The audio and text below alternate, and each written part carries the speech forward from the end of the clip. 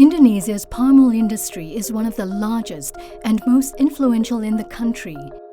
Concentrated in Sumatra and Kalimantan, the industry provides trillions of rupiah to the state revenue and work opportunities to millions of Indonesians.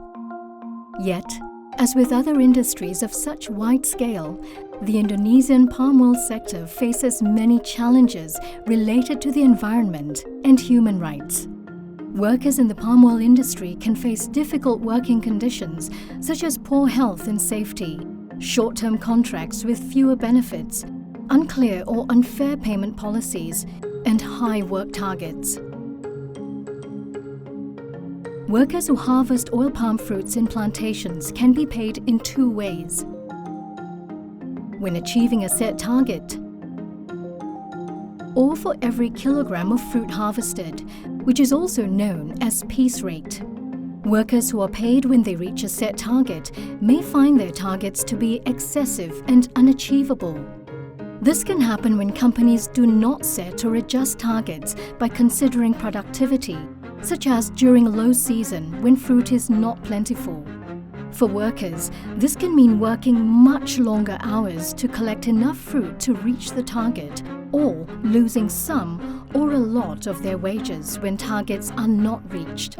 Similarly, piece rate workers may work very long hours to collect as much fruit as possible and earn a minimum wage. This can be considered a form of forced labor. Workers in plantations may also face severe wage deductions, which can be applied for picking unripe fruit or not picking up loose fruit. They can also be applied for not doing other tasks, such as not stacking fruit properly or not pruning palm fronds and clearing them away. Often, workers in plantations do not know why or when their wages may be deducted, and at times workers may earn below minimum wage. High targets and long working hours might compel workers to bring family members, including children, to help manage their work and increase incomes. This practice could be considered a serious form of exploitation, as family members may not be paid or protected. And where there are children, it can be considered child labor. However, while these practices exist, so do solutions. Some companies adjust or set targets based on different factors affecting productivity, such as age of trees, size of fruit, and season.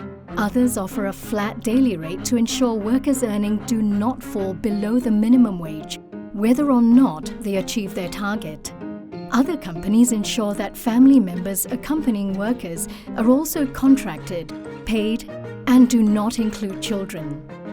There are also companies that implement limited and reasonable deductions that are explained to workers prior to starting the work.